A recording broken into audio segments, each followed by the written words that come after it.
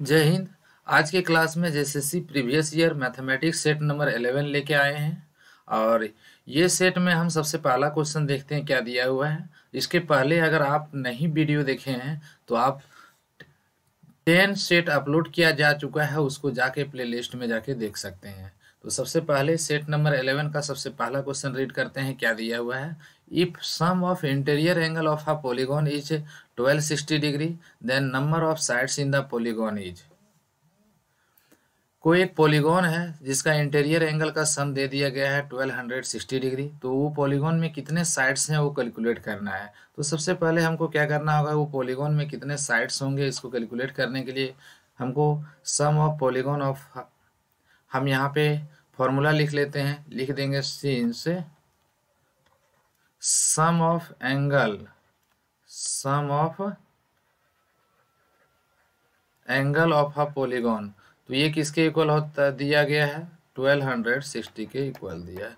But मेरे पास क्या है, sum of angle of a polygon के लिए फॉर्मूला स्पेशली मालूम होता है। क्या फॉर्मूला है, 2n-4 इंटू 90, ओके, और इक्वल टू क्या है 1260, जहाँ n equal to number of sides है। ये हम इसको कैंसिल करते हैं तो ये 14 टाइम्स में पूरा पूरा डिविजिबल है, ओके। तो यहाँ से हमको यहाँ से मिल रहा है 2n-4 जो है वो किसके इक्वल दिख रहा है, 14 के इक्वल। तो यहाँ से हम 2n को अगर सिंप्लीफाई करते हैं तो n इक्वल टू 18, यानी कि नंबर ऑफ साइड्स यहाँ से क्या आ जाएगा, n इक्वल टू 9 के इक्वल आ जाएगा, जो कि आपको यहाँ से ऑप्शन नंबर फर्स्ट ही दिख रहा है। ओके, देखते हैं क्वेश्चन नंबर 2। क्वेश्चन नंबर 2 क्या दिया है आपको, तीनों ऑप्शन दिख रहा होगा स्क्रीन पर। चार ऑप्शन एक्चुअली यहाँ पे दिया गया है, उसमें से एक क्या है, कैन नॉट बी डिटरमाइन करके दिया गया है। तो यहाँ एक ट्रायंगल है जिसमें से तीनों साइड का लेंथ दे दिया गया है, ट्रायंगल में तीनों साइड का लेंथ दिया हुआ है। और इसमें से आपको ये जज करना है इसमें से चारों ऑप्शन में कौन सा स्टेटमेंट करेक्ट है, ओके। तो एक कोई एक ट्रायंगल है, तीनों साइड का यहाँ पे लेंथ दिया हुआ है और इसको जज करना है। ये तो सबसे पहला बात तो हम यहाँ पे एलिमिनेट कर देंगे, ये राइट एंगल ट्रायंगल नहीं हो सकता है। क्यों नहीं हो सकता है, क्योंकि इसमें से जो लॉन्गेस्ट साइड का जो सम स्क्वायर हो रहा है, तो लॉन्गेस्ट साइड का स्क्वायर यानी कि 22 का square is not equal to 18 का स्क्वायर प्लस क्या है 11 का स्क्वायर, ठीक है। तो ये मेरा यहाँ से कंडीशन है। अगर ये इक्वल आ जाता तो हम लोग इसको बोल सकते थे जो कि एक राइट एंगल ट्रायंगल है, लेकिन ये आ ही नहीं गा, ये इवन होगा और ये ऑड हो जाएगा, तो ये पॉसिबिलिटी ही नहीं है इक्वल होने का। तो ऐसे केस में ये वाला तो ऑप्शन आपका यहाँ से कट हो गया, राइट एंगल ट्रायंगल का। कैन नॉट बी डिटरमिनेंट ये तो भी कट हो गया, ठीक है। अब बच्चा ऑब्ट्यूस या एक्यूट होगा, यानी कि न्यून कोण या तो अधिक कोण वाला कंडीशन होगा। तो यहाँ पर देखिए ये न्यून कोण का कंडीशन से आएगा, यानी कि ऑप्शन नंबर ए इस करेक्ट हो जाएगा, ओके। देखते हैं क्वेश्चन नंबर 3। क्वेश्चन नंबर 3 का आपको फिगर नहीं दिया गया है, बट हम इसका फिगर को ड्रॉ करके आपको बताते हैं। In triangle A B P Q R angle Q is given 90 degree. तो हम लोग यहाँ से क्या करते हैं, कोई एक ट्राइंगल ड्रॉ कर लेते हैं और ट्राइंगल को ड्रॉ करने के बाद ही इसको आसानी से सॉल्व कर सकते हैं। कोई एक ट्राइंगल ले लेते हैं पी क्यू आर, ठीक है, जिसमें से यहाँ क्वेश्चन में ये मेंशन किया है Q equal to right angle है। तो ये पी लिए, यहाँ से क्या किए क्यू लिए, ठीक है, और ये पॉइंट को हम आर कंसिडर कर लिए। यहाँ से पी क्यू का वैल्यू 6 दिया हुआ है, ये मेरा दे दिया है 4.5 के इक्वल दे दिया गया है। तो हमको 10p और कॉट आर में रिलेशन बताना है क्या हो सकता है। तो हम यहाँ सबसे पहले 10p निकाल लेते हैं, ठीक है। तो 10p के लिए यहाँ देखिए देखिए हमको tan थीटा, सबसे पहले तो tan थीटा की फॉर्मूला याद होनी चाहिए। ये क्या होता है, परपेंडिकुलर लेंथ बाय क्या होता है, बेस होता है। लेकिन हम जब यहाँ एंगल p लेंगे, ठीक है, तो उस दौरान मेरे पास क्या रिलेशन आएगा, देखिए सबसे पहले हम एंगल 10p निकाल लेते हैं यहाँ पे। तो अगर 10p निकालते हैं p, अगर ये एंगल कंसिडर करेंगे तो सामने वाला अपोजिट साइड क्या होगा, परपेंडिकुलर लेंथ कहलाएगा। तो इसके लिए यहाँ परपेंडिकुलर लेंथ मेरा क्या जा रहा है, क्यू आर जा रहा है, और इधर से जो बेस है वो क्या हो जाएगा, पी क्यू हो जाएगा, क्योंकि टेन थीटा इक्वल टू क्या होता है, परपेंडिकुलर लेंथ बाय बेस होता है। तो क्यू आर का जो वैल्यू है यहाँ पे क्या है, 4.5 दिया गया है, ठीक है, और पी क्यू का वैल्यू क्या है, 6 है। अगर हम पॉइंट को हटा करके इसको सॉल्व करते हैं तो ये 3/4 के इक्वल आ जाता है। सिमिलरली अगर हम कॉट आर को अगर सॉल्व करें, कॉट किसका रेशियो होता है, सबसे पहले देखिए कॉट जो रेशियो होती है, तो कॉट किसके रेशियो के इक्वल होता है, बेस अपॉन क्या होता है, परपेंडिकुलर लेंथ होता है। ये मेरे पास मालूम है फॉर्मूला, ठीक है। ट्रिग्नोमेट्रिक रेशियो की बेसिक जानकारी आपको होनी चाहिए। तो कॉट आर यहाँ पे अगर ये एंगल लेंगे तो ये मेरा सामने क्या कहलाएगा, परपेंडिकुलर लेंथ होगा। तो हमको कॉट क्या चाहिए, बेस अपॉन परपेंडिकुलर लेंथ है। तो बेस यहाँ पर हमको दिख रहा है, क्या दिख रहा है, क्यू आर दिख रहा है। तो यहाँ से हम लोग क्या करेंगे, क्यू आर अपॉन क्या करेंगे, पी क्यू लेंगे। तो क्यू आर और पी क्यू अभी तुरंत रेशियो निकाल चुके हैं, वो किसके इक्वल था, 3/4 था। तो यहाँ पे देखिए 3/4 और 3/4 यानी कि 10p कॉट आर दोनों का वैल्यू आपस में इक्वल है। ये ऑप्शन नंबर ए मेरा करेक्ट हो गया। देखते हैं क्वेश्चन नंबर 4। क्वेश्चन नंबर 4 क्या दिया गया है, देखिए द मीन ऑफ 7 ऑब्जर्वेशन, यानी कि 7 अलग अलग ऑब्जर्वेशन का मीन जो है 13 दिया हुआ है, उसमें से 6 ऑब्जर्वेशन आपको दे दिया गया है। तो 7वां ऑब्जर्वेशन आपको जज करना है। तो ये 6 ऑब्जर्वेशन का जो सम आएगा वो हम सम निकाल लेते हैं। तो ये सबको अगर ऐड कर देंगे तो उसका ओवरऑल जो ऑब्जर्वेशन का सम आ रहा है वो क्या हो रहा है, 86 आ रहा है। ठीक है, 6 ऑब्जर्वेशन का सम 86 आएगा। और यहाँ पर सम ऑफ ऑल ऑब्जर्वेशन अगर बात करते हैं, सम ऑफ ऑब्जर्वेशन, ठीक है, सारे ऑब्जर्वेशन, 7 ऑब्जर्वेशन का जो अगर हम सम निकालना चाहते हैं तो ये किसके इक्वल आ जाएगा। देखिए सम ऑफ ऑल ऑब्जर्वेशन अगर हम यहाँ से निकालें तो कुछ मेरा यहाँ से इस तरह से आंसर आ जानी चाहिए। देखिए 13 इंटू 7, क्योंकि मीन यहाँ पे दिया हुआ है तो ये 13 7 जा क्या हो जाता है, 91 होता है। तो हमको 7th ऑब्जर्वेशन चाहिए, 7th ऑब्जर्वेशन। तो 7th ऑब्जर्वेशन जो हो जाएगी यहाँ से 7वां ऑब्जर्वेशन। ठीक है, तो ये 7वां ऑब्जर्वेशन जो है वो किसके इक्वल हो जाएगा। देखिए यहाँ से हम क्या किए हैं, ये 91 लिए हुए हैं। ठीक है, टोटल सम तो 91 है और 6 ऑब्जर्वेशन को ऐड करके 86 आया है। तो 7वां ऑब्जर्वेशन क्या होगा, तो 86 सब्ट्रैक्ट कर लेते हैं, 5 के इक्वल आ जाएगा। जो कि ऑप्शन नंबर मेरा कौन सा मैच कर रहा है, सेकंड ऑप्शन मैच कर रहा है। ओके, देखते हैं क्वेश्चन नंबर 5। क्वेश्चन नंबर 5 आपको स्क्रीन पर दिख रहा है। सबसे पहले आप ये जो हम बता रहे हैं आप उसको प्रैक्टिस सेट के रूप में यूज़ करें। उसके बाद अगर आपसे सॉल्यूशन नहीं आता है तो फिर जाके मेरा सॉल्यूशन आप देखिए। यहाँ पे दिया है, ये भी मीन से रिलेटेड क्वेश्चन है। The mean marks of 5 students is 65। ठीक है, 5 अलग अलग स्टूडेंट्स है, उसका मीन मार्क्स दे दिया है 65। But it was discovered that marks of 1 student were taken as 74 instead of 47। लेकिन बाद में पाया गया उसको लिखना चाहिए था 47, लेकिन लिखा है क्या है कि वो 74। तो इसका मतलब मार्क्स ज़्यादा बढ़ा के लिख लिया है। तो what is the correct mean. ठीक है, तो करेक्ट मीन आपको यहाँ से निकालना पड़ेगा। करेक्ट मीन के लिए बहुत ज़्यादा हमको नहीं करना है, sum of all observation divided by total number of observation mean का फॉर्मूला होता है। तो हम यहाँ पे करेक्ट मीन निकाल लेते हैं। ठीक है, एक ही स्टेप में निकाल लेंगे करेक्ट मीन। तो करेक्ट मीन के लिए हमको बहुत ज़्यादा मेहनत की ज़रूरत नहीं है। तो करेक्ट मीन के लिए देखिए ये यहाँ से 5 इंटू 65 हो जाता 5 ऑब्जर्वेशन का सम। लेकिन इसमें थोड़ा सा गड़बड़ी किया गया था, जो कि क्या है, 47 की जगह में क्या लिख लिया गया था, 74। तो 47 की जगह में 74 लिख लिया गया है। तो कितना ज़्यादा लिखा गया है, ऑब्जर्वेशन तो घट बढ़ नहीं रहा है। तो यहाँ पर ये घटा देंगे। ठीक है, और ये घटाने के बाद मेरा क्या आ जाएगा, देखिए ये यहाँ तो आ जा रहा है 325 के इक्वल आ जा रहा है। ठीक है, इसका सम 325 आ जा रहा है, 5 5 जा 25 एंड 32। ओके, माइनस, और ये डिफरेंस अगर हम यहाँ से निकालते हैं तो डिफरेंस क्या हो रहा है, यहाँ से 27 के इक्वल आ रहा है। ठीक है, और डिवाइडेड बाय क्या हो रहा है, 5 हो रहा है।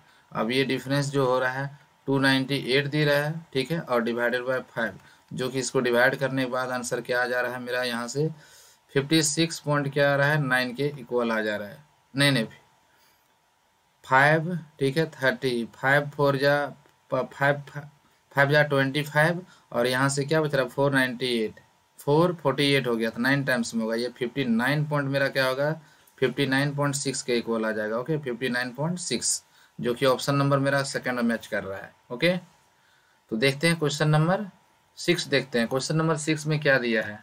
देखिए 2 नंबर का रेशियो दिया है 5:3। बोला जा रहा है दोनों नंबर को 10 से इंक्रीज कर देंगे तो नया रेशियो 7:5 बन जाएगा। तो दोनों नंबर का सम क्या है बताइए। ठीक है, तो इसके लिए हमको कोई विशेष काम करने की ज़रूरत नहीं है, फिर भी हम इसको बताते हैं। देखिए 2 नंबर है, तो एक नंबर को हम 5x सपोज करेंगे, दूसरे नंबर को क्या सपोज कर लेंगे, 3x सपोज कर लेंगे। दोनों का रेशियो 5:3 है। फर्स्ट नंबर को भी 10 से इंक्रीज किया गया, सेकेंड नंबर को भी 10 से इंक्रीज किया गया। तो ये रेशियो किसके इक्वल हो जा रहा है, 7/5 के इक्वल हो जा रहा है। ठीक है, अब हम इसको क्रॉस मल्टीप्लाई कर देते हैं। तो क्रॉस मल्टीप्लिकेशन के बाद क्या आ जा रहा है, 25x बन रहा है, प्लस 10 5 जा 50 बन जा रहा है। ठीक है, और आगे बढ़ेंगे तो ये 7 से 7 3 जा 21x होगा, ठीक है। और यहाँ से 7 10 जा क्या होगा 70 हो जाएगा, ठीक है। हम आगे इसको अगर सॉल्व करके निकालते हैं तो 21 को इधर ले आते हैं, ठीक है।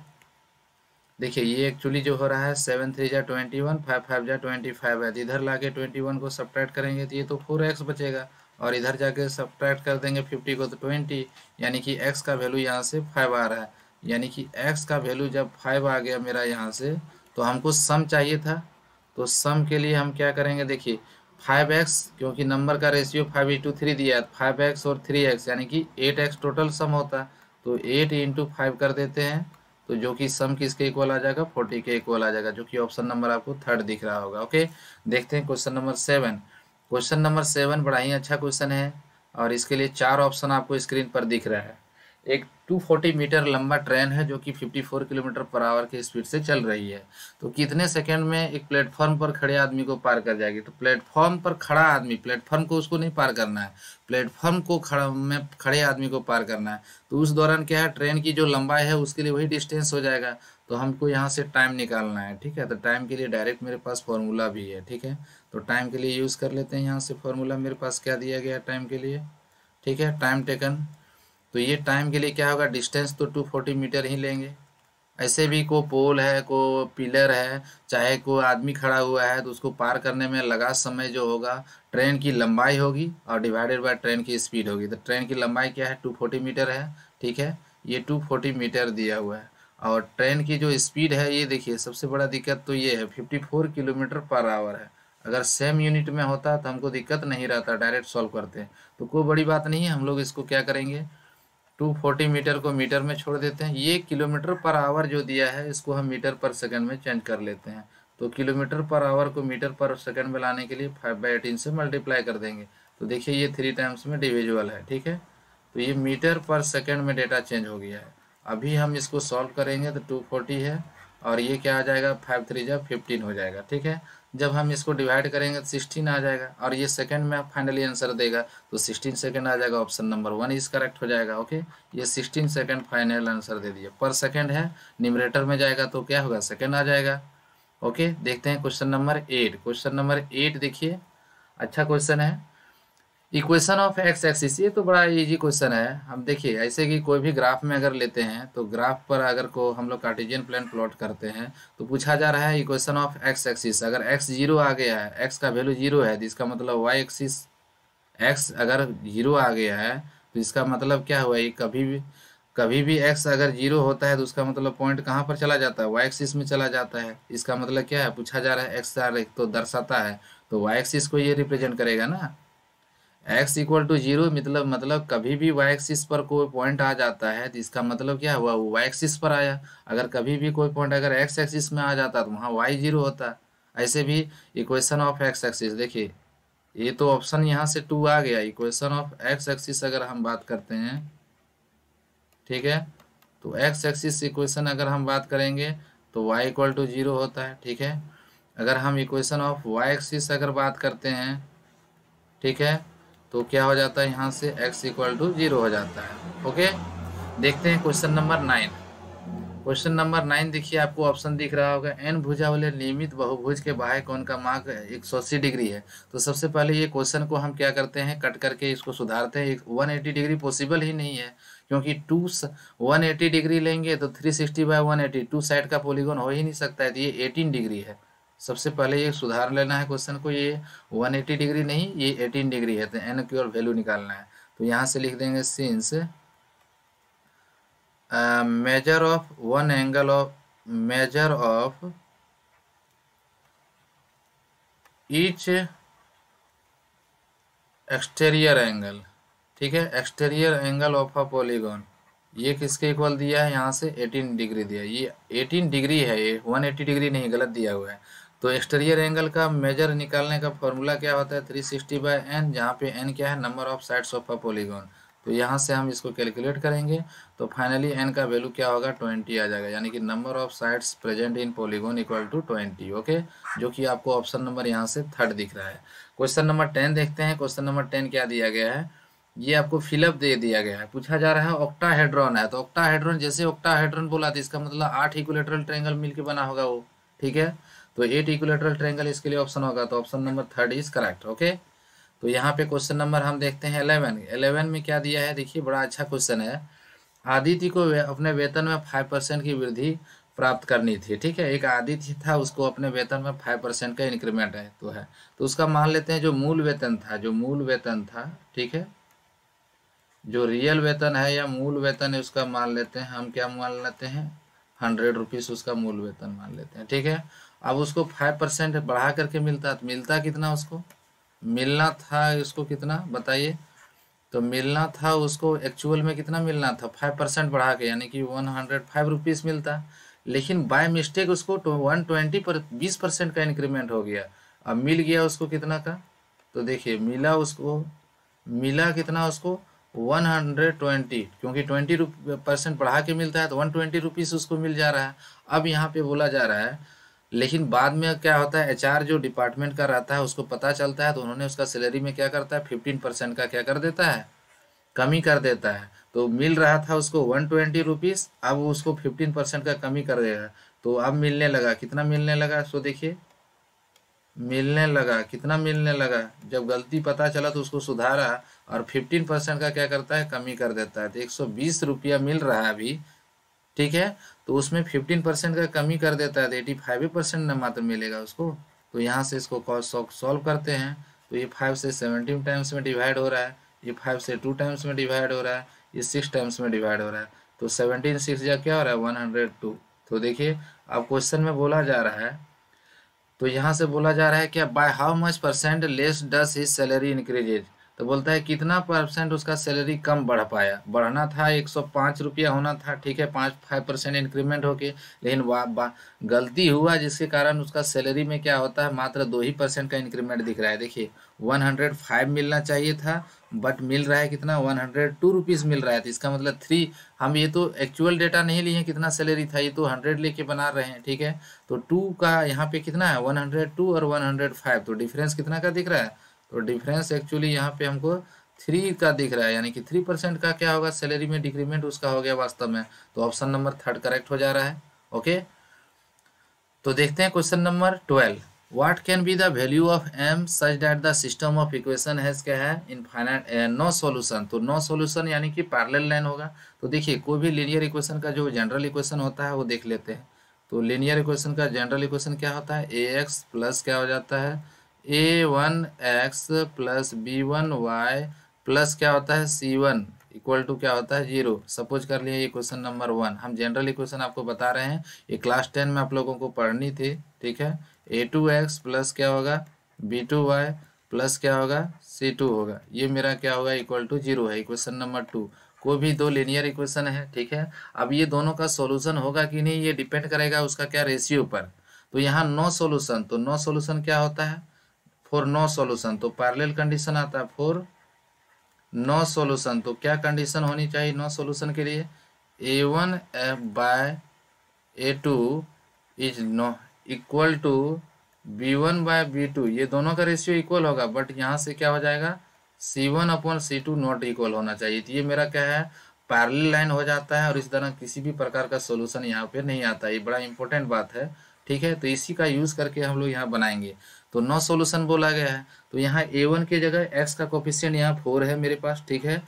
b1 के और a2 के जगह x का कोफिशिएंट क्या दिख रहा है, 1 दिख रहा है, ठीक है। और इधर क्या करेंगे, b1 मतलब क्या है, y का कोफिशिएंट, तो y का कोफिशिएंट तो यहाँ पे m दिख रहा है, ठीक है। और यहाँ पे क्या है, b2 के जगह y का कोफिशिएंट क्या दिख रहा है, 3 दिख रहा है। ये नॉट इक्वल का होना चाहिए कंडीशन c1 अपॉन c2, तो c1 तो यहाँ पे क्या दिख रहा है 19 दिख रहा है, और c2 के जगह यहाँ से क्या दिख जा रहा है आपको 7 दिख जा रहा है। बट हमको m का वैल्यू निकालना है, तो ये दोनों को आपस में इक्वेट कर देंगे। तो यहाँ से 4 इक्वल टू कितना रेशियो ले लेंगे हम लोग, m/3, क्योंकि हमको m का वैल्यू निकालना है।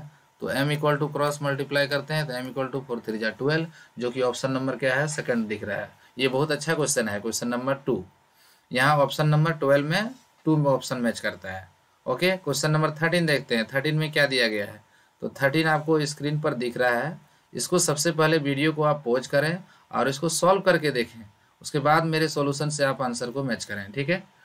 गेस्ट हाउस का आंशिक व्यय तय किया जाता है, और आंशिक रूप से अतिथि के संख्या के रूप में सीधे अलग अलग होता है। खर्च में क्या है, 2 लाख रुपये होता है जब 1200 मेहमान थे, और जब क्या होता है 1,70,000 रुपया खर्च होता है जब 1000 मेहमान थे। मेहमानों की संख्या क्या थी जब व्यय रुपये 1,88,000 रुपया था। 1,88,000 रुपया उसका क्या हो रहा था, व्यय हो रहा था। उस दौरान नंबर ऑफ क्या पूछा जा रहा है, गेस्ट पूछा जा रहा है। तो नंबर ऑफ गेस्ट हम लोग कैसे निकालेंगे, सो देखिए ये linear equation in two variable का क्वेश्चन है। हम मान लेते हैं उसका जो ये फिक्स्ड प्राइस बोला गया, देखिए पार्टली फिक्स्ड मतलब कुछ प्राइस फिक्स्ड है, ठीक है। तो इसको थोड़ा सा linear equation in two variable से बनाते हैं। तो हम ऐसा करते हैं, इसका फिक्स्ड प्राइस को मान लेते हैं, ठीक है। क्वेश्चन नंबर 13 को बनाने के लिए हमको क्या करना होगा, लेना पड़ेगा फिक्स्ड प्राइस, ठीक है। तो इसके लिए क्या करते हैं, फिक्स्ड प्राइस जो ले लेते हैं वो एक्स ले लेते हैं, ठीक है। एक्सपेंडिचर ले लेते हैं, ठीक है, या तो एक्सपेंडिचर लिख लेते हैं, ठीक है। Expenditure for one one guest है ना, एक्सपेंडिचर फॉर वन गेस्ट ले लेते हैं। कितना, एक गेस्ट के पीछे जो खर्च होते हैं तो उसको हम क्या करते हैं, वाई रुपीज़ पर गेस्ट ले लेते हैं, ठीक है। यानी कि एक्सपेंडिचर फॉर वन गेस्ट लेते हैं तो वाई रुपीज़ का ले लेते हैं। अब इक्वेशन क्या बनेगा, सो देखिए बड़ा ही इंटरेस्टिंग क्वेश्चन है और बड़ा ही इंपॉर्टेंट क्वेश्चन में इसको गिना जा सकता है। तो देखिए फिक्स्ड प्राइस कितनों ही, अगर हम गेस्ट हाउस को बुक करते हैं तो उसके लिए फिक्स्ड प्राइस क्या है, जो भी है उसका बुकिंग चार्ज है वो पे करना पड़ रहा है। अब हमको क्या करना है, यहाँ पे पर गेस्ट के हिसाब से वाई रुपीज़ पर गेस्ट पे करना है। तो वैसे केस में क्या, कितना फर्स्ट केस में आता है, 1200 गेस्ट रहता है फर्स्ट केस में। तो इसका मतलब 1200 गेस्ट के लिए कितना पे करेगा, 1200 इंटू वाई, और वो तो फिक्स्ड प्राइस बुक हो चुका है तो वो भी देना पड़ेगा। अब मिला जुला के उसको कितना देना पड़ता है, 2 लाख रुपीज़ क्या करना पड़ रहा है, पे करना पड़ रहा है। तो ये हो गया मेरा फर्स्ट इक्वेशन। सेकेंड इक्वेशन क्या बनेगा, सो देखिए सेकेंड केस में भी अगर हम गेस्ट हाउस को बुक करते हैं तो एक्स रुपीज़ पे करना होगा, और ये 1000 क्या होता है, इसके लिए क्या होता है, गेस्ट रहता है, ठीक है। तो 1000 गेस्ट है तो एक गेस्ट के लिए वाई रुपीज़, तो 1000 गेस्ट के लिए कितना पे करना होगा, 1000 वाई और फिक्स्ड प्राइस दोनों मिला करके ओवरऑल कितना का बिल बनता है, 1,70,000 का क्या हो रहा है, बिल बन रहा है। ये क्वेश्चन नंबर 2 ले लिए। हम ये दोनों को सॉल्व करके एक्स वाई का वैल्यू निकाल लेते हैं। देखिए तो बहुत ज़्यादा कुछ नहीं करना है, subtracting equation number 2 from equation number 1, यानी कि इक्वेशन 2 को 1 में सब्ट्रैक्ट कर देते हैं तो एक्स एक्स कट जाएगा, और यहाँ 1200 वाई में 1000 वाई सब्ट्रैक्ट होगा, क्या बचेगा, ये मेरा बच जाएगा 200 वाई बचेगा। और इधर देखिए ये 2 लाख में 1,70,000 सब्ट्रैक्ट होगा, क्या बचेगा, 30,000 बचेगा, ठीक है। तो 30,000 बचा, ये 2020 मेरा कैंसिल हो रहा है, यानी कि वाई का वैल्यू यहाँ से क्या आ जा रहा है, 150, यानी कि 150 रुपीज़ पर गेस्ट के हिसाब से क्या हो रहा है, खर्च हो रहा है डेली, ठीक है। तो y का वैल्यू निकल गया, तो हम चाहेंगे x का वैल्यू किसी भी तरह से निकाल लें, ठीक है। तो x का वैल्यू कैसे निकलेगा, फ्रॉम 1 से कर लेते हैं x का वैल्यू, बड़ा इजी पार्ट है, ठीक है। तो फ्रॉम 1 से हम क्या करते हैं, x का वैल्यू निकाल लेते हैं। तो कैसे निकलेगा, सो देखिए x इक्वल टू, ये मेरा 2 लाख दिया हुआ था, ठीक है, 2 लाख दिया हुआ माइनस ये 1200 इंटू वाई है, ठीक है, 1200 इंटू वाई, वाई का वैल्यू कितना है, 150 है। अब इसको हम यहाँ से सब्ट्रैक्ट करते हैं, देखिए ये तो प्रोडक्ट यहाँ से आना चाहिए, क्या चीज़, 3 4 5, इसका प्रोडक्ट जो है 1,80,000 आ जा रहा है, ठीक है, 1,80,000 प्रोडक्ट है। तो इसका मतलब क्या हुआ, ये 20,000 का क्या हो रहा है, ये फिक्स्ड प्राइस है, यानी कि जो गेस्ट हाउस है उसको बुक करने के लिए 20,000 रुपीज़ हमको फिक्स्ड मनी के रूप में डिपॉजिट करना होगा। बाकी बात जितना गेस्ट खरीदे आएगा, खरीदेगा नहीं आएगा, उतने पर गेस्ट के हिसाब से 150 रुपीज़ पे करेंगे, ठीक है। तो इसका मतलब अगर हमको पूछा जा रहा है, अगर 1,88,000 रुपया का बिल बन रहा है, 1,88,000 रुपीज़ का बिल बन रहा है, तो इस दौरान क्या करेगा, उस दौरान वो 20,000 तो फिक्स्ड प्राइस दिया होगा, तो मात्र वो गेस्ट के लिए कितना पे करेगा, 1,68,000। तो पेड अमाउंट जो होगा वो गेस्ट के लिए, पेड अमाउंट फॉर गेस्ट, ठीक है। तो गेस्ट के लिए पेड अमाउंट क्या हो जाएगा, देखिए ये जो मेरा यहाँ से 1,88,000 जो है वो ओवरऑल बिल बना के दिया जा रहा है, लेकिन यहाँ से जो फिक्स्ड प्राइस है 20,000 वो सब्ट्रैक्ट होगा, तो गेस्ट के लिए मात्र यहाँ से क्या हो रहा है, 1,68,000 रुपीज़ का क्या कर रहा है, गेस्ट के लिए पे किया जा रहा है। तो नंबर ऑफ गेस्ट कितना होगा, जो कि ₹150 पर गेस्ट के हिसाब से तो पे कर रहे हैं। तो इतना टोटल अगर गेस्ट के लिए पे किया जा रहा है तो कितने गेस्ट यहाँ पे थे, तो नंबर ऑफ गेस्ट यहाँ निकालने के लिए हम लोग सिंपल सा क्या करेंगे, ये टोटल प्राइस जो है उसको डिवाइड कर लेंगे, नंबर ऑफ गेस्ट निकालते हैं। ठीक है, तो ये गेस्ट की संख्या अगर निकालना चाहते हैं तो इसके लिए हमको कुछ विशेष वर्क नहीं करना है। जो टोटल यहाँ पे पेड अमाउंट था, ठीक है, फॉर गेस्ट के लिए लास्ट में जाके उसको क्या करेंगे, paid amount for one guest कितना है, ₹150 है। अरे इसको हम कैलकुलेट करेंगे तो फाइनली आंसर मेरा क्या है, 1120 के इक्वल आ जाएगा। आप इसको डिवाइड करके देखिए तो आंसर क्या हो रहा है, 1120 के इक्वल आ जा रहा है। ओके, तो ये मेरा यहाँ से क्या हुआ, क्वेश्चन नंबर 13 कंप्लीट हुआ। देखते हैं क्वेश्चन नंबर 14 बड़ा अच्छा क्वेश्चन है। 14 का देखिए बड़ा अच्छा क्वेश्चन दिया गया है। बोला जा रहा है 250 किलोग्राम कॉफ़ी जो 290 रुपये पर किलोग्राम है, उसे किस मात्रा में 250 किलोग्राम कॉफ़ी जो 320 रुपये पर किलोग्राम के साथ मिलाया जाए ताकि इस मिश्रण को 345 रुपये पर केजी में बेचकर 15% की कमाई किया जाए। ठीक है, तो ऐसा हमको यहाँ पे क्वेश्चन में दिया गया है। तो हम चाहेंगे इसको, तो कैसे इसको बनाएं, सो देखिए सबसे पहले ये 345 रुपीज़ इसका तो सेलिंग प्राइस है और उस दौरान वो क्या कर रहा है, 15% का प्रॉफिट कर रहा है। तो इसका मतलब क्या होगा, उसका कॉस्ट प्राइस क्या पड़ा होगा 1 केजी के लिए पूरा मिश्रण का।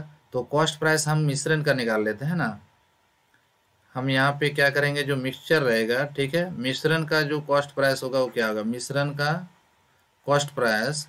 तो वो निकालने के लिए हम क्या करते हैं, देखिए वो सेलिंग प्राइस तो 345 है, उस दौरान वो 100% निकालना चाहेंगे हम, क्योंकि उसका सेलिंग प्राइस ये 345 है और ये 15% का प्रॉफिट है। इसका मतलब ये 115% इक्वल टू 345 है। तो 1% इक्वल टू निकालने के लिए 345 को 115 से डिवाइड कर दिए और 100% लेंगे तब तो उसका कॉस्ट प्राइस मिलेगा वो मिश्रण का।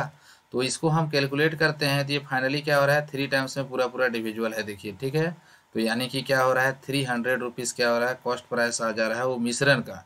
ठीक है, मिश्रण का 1 केजी का कॉस्ट प्राइस क्या पड़ रहा है, 300 रुपीज़। तो इसको हम एलिगेशन से बना लेते हैं। ठीक है, देखिए इस तरह से हम यूज़ करके इसको आसानी से बना सकते हैं। ये क्रॉस कर लेंगे। ठीक है, फर्स्ट केस में कितना है, देखिए उसका रेट कितना दिया है, 290 रुपीज़ दिया हुआ है, 290 रुपीज़ पर केजी है। ठीक है, और सेकंड केस में क्या कितना है, 320 रुपीज़ पर केजी है, तो 320 यहाँ से लिखेंगे। और जो मिक्सचर है उसका कॉस्ट प्राइस क्या पड़ गया, 300, तो बीचों बीच लिखेंगे। ये जो डिफरेंस पड़ेगा वो देखिए 290 और 300 का डिफरेंस क्या है, 10 रुपीज़ का, और 320 और 300 का डिफरेंस क्या हो रहा है, 20 का, यानी कि 20 और 10, तो रेशियो कितना मिल जा रहा है, 2:1 का रेशियो मिल रहा है। ठीक है, 20:10 यानी कि 2:1 का रेशियो आया। अब 2:1 का जो रेशियो आ रहा है तो इसके हेल्प से हम लोग निकाल लेंगे जो कि दोनों का मिक्सचर, यानी कि मिक्सचर पूछा जा रहा है मिक्सचर 2 में, यानी कि ये दूसरे प्रकार का जो क्या कॉफ़ी है उसमें मिक्सचर 1 की कितना मात्रा है, यानी कि पहले प्रकार की कॉफ़ी कितना मिलाया होगा, देखिए। तो इसका मतलब 2:1 का होना चाहिए। तो ये मेरा जो 2:1 का जो रेशियो दिखा रहा है, ये दिखा रहा है फर्स्ट प्रकार का कॉफ़ी, और ये दिखा रहा है ये सेकंड प्रकार का कॉफ़ी, ये दिखा रहा है, और ये फर्स्ट प्रकार का कॉफ़ी। तो हमको ये फर्स्ट प्रकार का कॉफ़ी लेना है और ये सेकंड प्रकार का कॉफ़ी जो है वो लेना है। तो अगर सेकंड प्रकार का कॉफ़ी 250 किलोग्राम लिया जाएगा, देखिए सेकंड प्रकार का कॉफ़ी 250 किलोग्राम, तो कंफर्म है फर्स्ट प्रकार का कॉफ़ी 500 केजी लिया गया होगा, तभी तो रेशियो 2:1 बनेगा। तो देखिए ये रेशियो हमको लाना है 2:1 यार, ये कंफर्म कर दिया गया है। जो सेकंड प्रकार का कॉफ़ी है उसका जो कॉस्ट होगा मात्रा वो 250 केजी होगा। तो फर्स्ट प्रकार की कॉफ़ी की मात्रा कितनी होनी चाहिए ताकि रेशियो 2:1 मिलेगा, तो 500 होना चाहिए, तब तो ये रिड्यूस होके मिलेगा 2:1। ओके, तो ऑप्शन नंबर कौन सा मैच कर रहा है, ऑप्शन नंबर 4 इज करेक्ट। देखते हैं क्वेश्चन नंबर 15 बहुत ही अच्छा क्वेश्चन है, और ये क्वेश्चन को बनाने के लिए सबसे पहले आप वीडियो को पॉज करें और बनाएं। यहाँ पे दिया है 32 litre of alcohol, 4 litre alcohol को निकाल करके उसके जगह, यानी कि प्योर एल्कोहल है ये 32 लीटर। ठीक है, आप इसको बनाना चाहेंगे तो ऐसे बनाएं। ठीक है, देखिए जो प्योर एल्कोहल है, अभी ये प्योर एल्कोहल है। ठीक है, तो प्योर एल्कोहल की जो मात्रा है वो 32 लीटर दे दिया गया है। ठीक है, इसमें क्या किया जाता है, 4 लीटर निकाला जाता है प्योर एल्कोहल को और उसके जगह में 4 लीटर वाटर मिला दिया जाता है, और इस तरह से कितना बार ये प्रोसेस को रिपीट किया जा रहा है, पहला टाइम्स तो 4 लीटर किया, इस तरह से और 2 मोर टाइम्स करेगा, यानी कि टोटल 3 टाइम्स रिपीट करेगा। तो हम यहाँ से इसको बनाना चाहेंगे तो लिख लेंगे ऐसे केस में लेफ्ट, पहले तो निकाल लेते हैं ये जो कि कितना एल्कोहल बन जाएगा, ये 3 बार बच जाएगा, 3 बार रिपीट करेंगे तो लेफ्ट एल्कोहल। ठीक है, केवल हम लेफ्ट एल्कोहल निकालना चाह रहे हैं, ये 3 बार रिपीट प्रोसेस करेंगे तो 32 पहले से है। ठीक है, अब देखिए 4 लीटर निकालेंगे तो 4 बाय कितना होगा 32, तो कितना पार्ट निकालनी है 1/8 पार्ट निकाल ले रहे हैं, तो बचा हुआ मिश्रण में कितना होगा 1 - 1/8 यानी कि 7/8 पार्ट अभी मिश्रण में क्या है, क्या बचा हुआ है 7/8 पार्ट बचा हुआ है एल्कोहल। तो इसका 7/8 पार्ट 1/8 निकल जाएगा, 7/8 एल्कोहल बचेगा। फिर से 1/8 पार्ट निकालेंगे 7/8 एल्कोहल उसमें बचा हुआ है। फिर से 1/8 पार्ट निकालेंगे 7/8 पार्ट एल्कोहल बचा हुआ है। इसको कैलकुलेट कर लेते हैं तो ये 8 4 32 होता है। 4 से इसको डिवाइड कर देते हैं तो 2 टाइम्स से डिवाइड हो रहा है, और 7 का क्यूब कितना हो जाता है 343 हो जाएगा, और 8 2 जा 16, यानी कि ये एल्कोहल जो था प्योर एल्कोहल उसमें 3 बार वाटर को मिक्स करेंगे, 4 लीटर निकालेंगे, तो उस दौरान जो उसमें जो बर्तन रहेगा उसमें जो एल्कोहल की प्योर मात्रा है वो मात्रा, ये एल्कोहल है, ये आपका क्या चीज आ गया यहाँ पे, ये एल्कोहल की मात्रा होगी। ठीक है, प्योर एल्कोहल है ये। ओके, ये देखिए प्योर एल्कोहल है, ओनली ये एल्कोहल है। अब हमको पूछा जा रहा है वो मिश्रण में एल्कोहल और पानी का अनुपात कितना होगा, तो देखिए इसको बहुत आसानी से बना सकते हैं। ठीक है, तो हम लोग बचा निकाल लेते हैं पानी की मात्रा। मिक्सर में जो पानी की मात्रा जो हुआ वो कितना हो गया, 3 बार ये प्रोसेस को रिपीट करेंगे तो देखिए पहले जो था मिक्सचर तो 32 लीटर का है। ठीक है, ये प्योर एल्कोहल है, इसमें से अभी मात्र एल्कोहल कितना बचा है 343 अपॉन कितना हो रहा है 16। ठीक है, तो ये मल्टीप्लाई करके शायद 512 आ जाएगा, हाँ 512 आ जाएगा, और यहाँ से 343 आ जा रहा है। ठीक है, बाय क्या हो रहा है ये 16, तो ये सब्ट्रैक्ट करके कितना आ जा रहा है 169 अपॉन 16।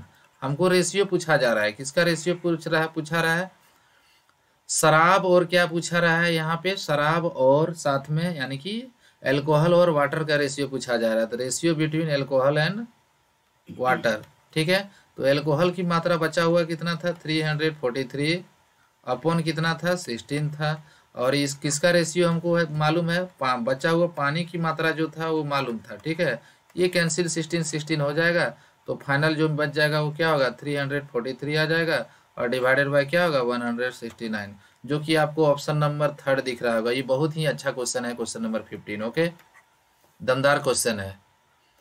क्वेश्चन नंबर 16 देखते हैं, तो 16 में क्या दिया गया है, आपको चारों ऑप्शन दिखाई दे रहा है। The area of a rectangular field is इतना and its perimeter is 18 metre, what is the ratio of its length and breadth. Length और ब्रेथ, ये भी दमदार क्वेश्चन है। Area of a rectangular field यानी कि कोई एक रेक्टेंगुलर फील्ड का जो एरिया है, तो एरिया का फॉर्मूला क्या होता है, देखिए रेक्टेंगुलर फील्ड का एरिया का फॉर्मूला लेंथ इंटू ब्रेथ होगा, और वो ये दे दिया है 20 स्क्वायर मीटर स्क्वायर दिया हुआ है। ठीक है, ये हम सपोज कर लेते हैं क्वेश्चन नंबर 1, और उसका पेरीमीटर जो दे दिया है, पेरीमीटर का फॉर्मूला क्या होगा 2 × L+B होता है। ठीक है, 2 × L+B जो कि किसके इक्वल दिया है 18 के इक्वल दिया है। हमको यहाँ लेंथ और ब्रेथ का सम अगर मिला निकालना है तो हम निकाल लेते हैं, length plus breadth equal to 9 हो जाएगा। ठीक है, ये क्वेश्चन नंबर 2 सपोज कर लेते हैं। अब पूछ रहा है उसका लेंथ और ब्रेथ का रेशियो भैया कितना होगा। ठीक है, तो ऐसा रेशियो चूज करना है, देखिए एल और बी का प्रोडक्ट 20 हो जाना चाहिए, साथ में दोनों को ऐड करके 9 भी आना चाहिए। ये बड़ा लॉजिकल है, नहीं भी बनाएंगे तो लॉन्ग मेथड से जाना चाहते हैं जा सकते हैं, शॉर्ट मेथड से जाना चाहते हैं जा सकते हैं। तो हम इसको बड़ा बारीकी से तोड़ देते हैं। देखिए ये 20 है, तो 20 को 2 पार्ट में ब्रेक करते हैं, तो 20 का फैक्टर क्या है, हम 4 और 5 ले लेंगे, क्योंकि 1 और 20 के बदले हम लोग 4 5 ले सकते हैं, 2 10 ले सकते हैं, 120 ले सकते हैं, लेकिन 2 10 लेंगे तो मेरे पास क्या है 20 तो प्रोडक्ट आएगा, लेकिन दोनों को ऐड करके 9 नहीं आएगा, पहला बात। तो एकमात्र यहाँ पे ऑप्शन देखिए क्या क्या 20 का फैक्टर हो सकता था, 120 हो सकता था, ठीक है, हो सकता था 2 10 हो सकता था, ठीक है, एक 4 5 तो लिए ही हुए हैं, ठीक है, और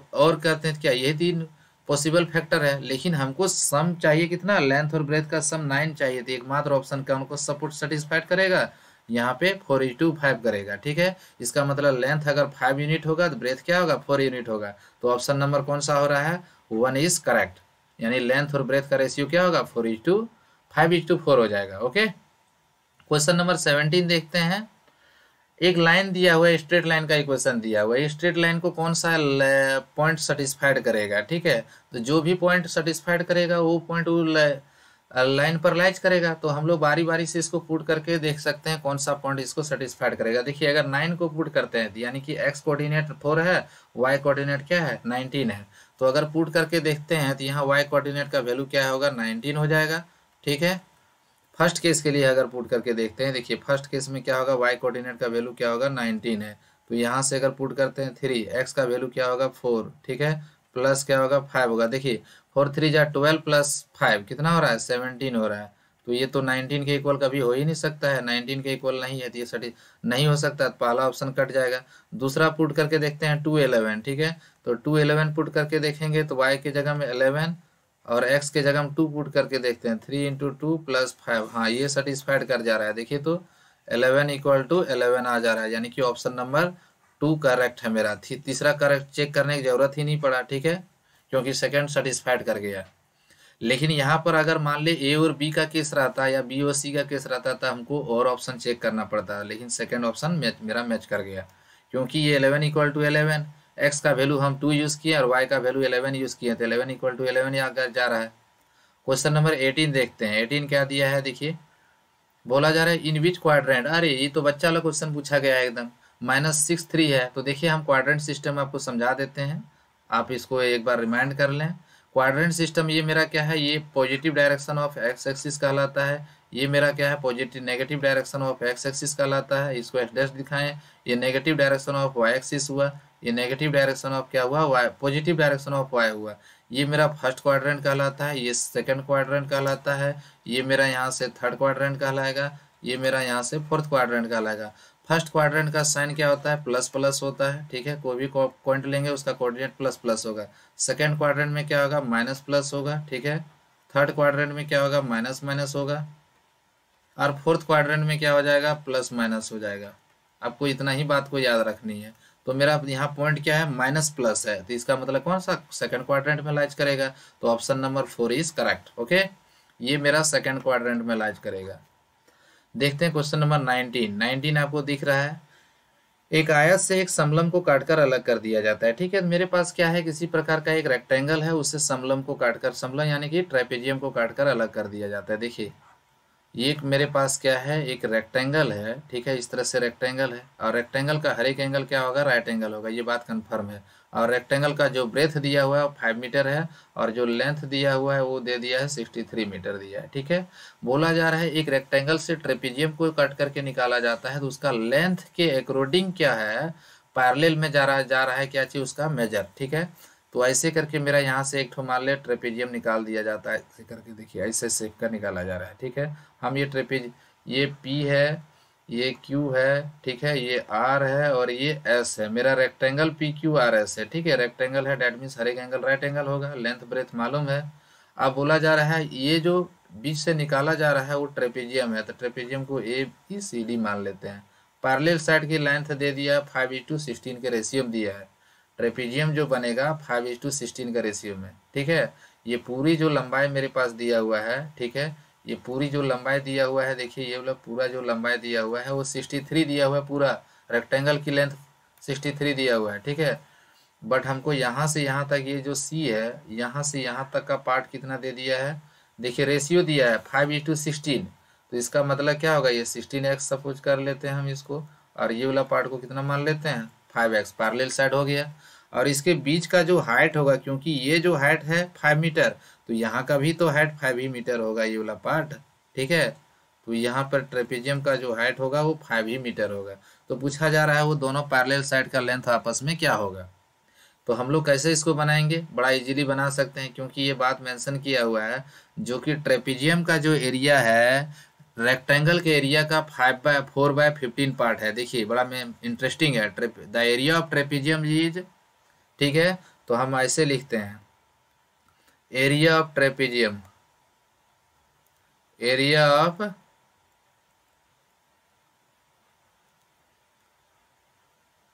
ट्रेपेजियम जो होगा वो किसके इक्वल हो जाएगा, यहाँ से बोला जा रहा है 4/15 part of area of rectangle. Rectangle का एरिया क्या होगा लेंथ इंटू ब्रेथ, पूरा रेक्टेंगल का लेंथ दिया है 63 ब्रेथ क्या दिया है, 5 दिया हुआ है, ठीक है।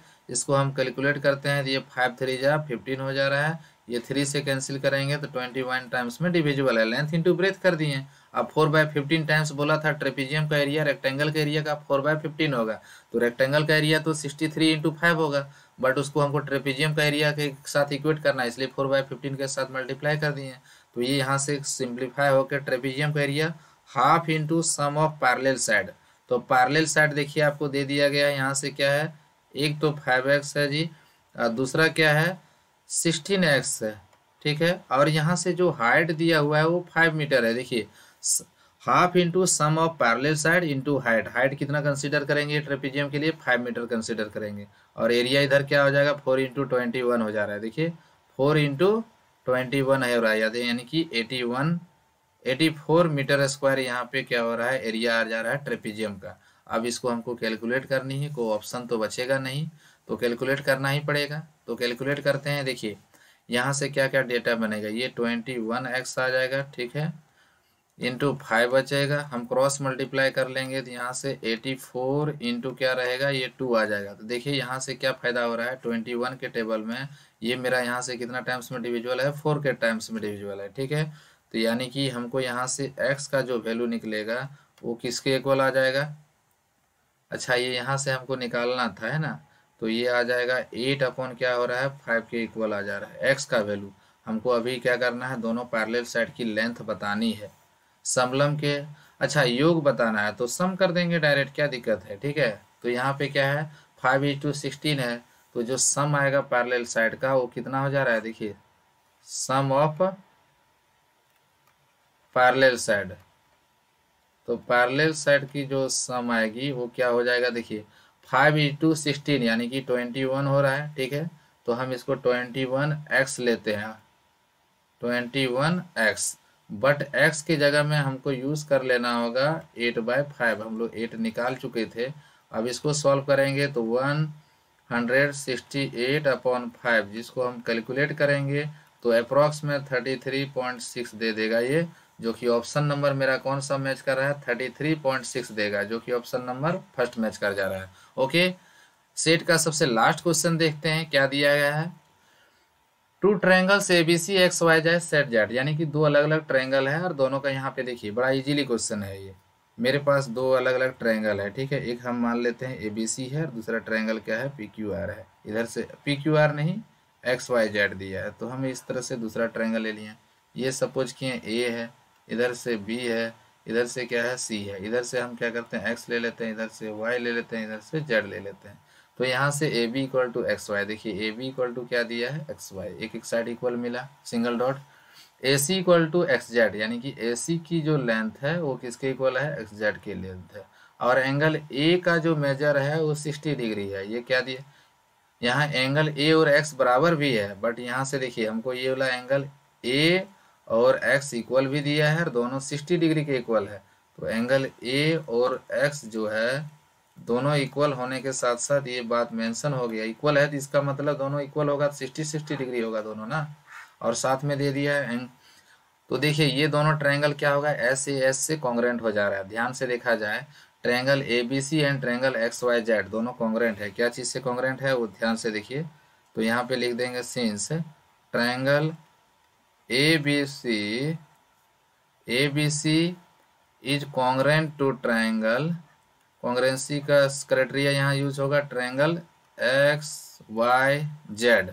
ये कौन सा क्राइटेरिया से कॉन्ग्रेंट होगा, देखिए साइड एंगल साइड, यहाँ भी देखिए साइड एंगल साइड, तो ये SAS कॉन्ग्रेंसी रूल से दोनों ट्रायंगल कॉन्ग्रेंट है। अब कॉन्ग्रेंट है तो उसका कोरस्पॉन्डिंग एंगल कोरस्पॉन्डिंग साइड भी इक्वल होगा, हमको एंगल का जरूरत है, साइड का यहाँ जरूरत नहीं है। एंगल B का मेजर दे दिया गया है 40 डिग्री, ठीक है।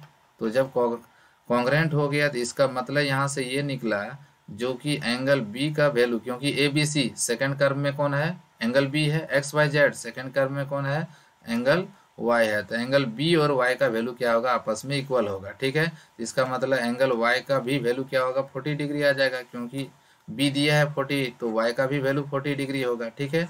अब देखिए अब कोई एक ट्रायंगल यहाँ पे हम सपोज कर लेते हैं, ये मेरे पास क्या है, अब XYZ ही ले लेते हैं, चलिए ठीक है, हम यहाँ ट्रायंगल XYZ ले लेते हैं, ठीक है। तो हम यहाँ इन ट्रायंगल लिख देते हैं, क्योंकि अब sum of angle of triangle use करते हैं, एक्स वाई जेड, ठीक है। तो एक्स वाई जेड का बात करेंगे तो एंगल एक्स का वैल्यू मेरे पास क्या है, angle x plus angle y plus angle z, ये तीनों का sum of angle of triangle क्या होगा, 180 डिग्री होगा। एंगल एक्स का वैल्यू 60 डिग्री है, एंगल वाई का वैल्यू हम यहाँ से निकाल चुके हैं 40 डिग्री है, और साथ में एंगल जेड का वैल्यू हमको निकालनी है। तो यहाँ से दोनों को ऐड करके सब्ट्रैक्ट करेंगे तो एंगल जेड का वैल्यू किसके इक्वल आ जा रहा है, 80 डिग्री के इक्वल आ रहा है। 60 प्लस 40 100 सब्ट्रैक्ट करेंगे 80 डिग्री होगा, जो कि ये फाइनल आंसर हो गया। एंगल जेड ही हमको निकालना था, इसमें कॉन्ग्रुएंसी का भी सहारा लिए हैं। अच्छा क्वेश्चन बोला जा सकता है इसको। तो ऑप्शन नंबर मेरा क्या है, फर्स्ट मैच कर रहा है। ओके, और इस तरह से क्या हुआ, सेट 11 भी कंप्लीट हुआ। ओके, मिलते हैं नेक्स्ट वीडियो में।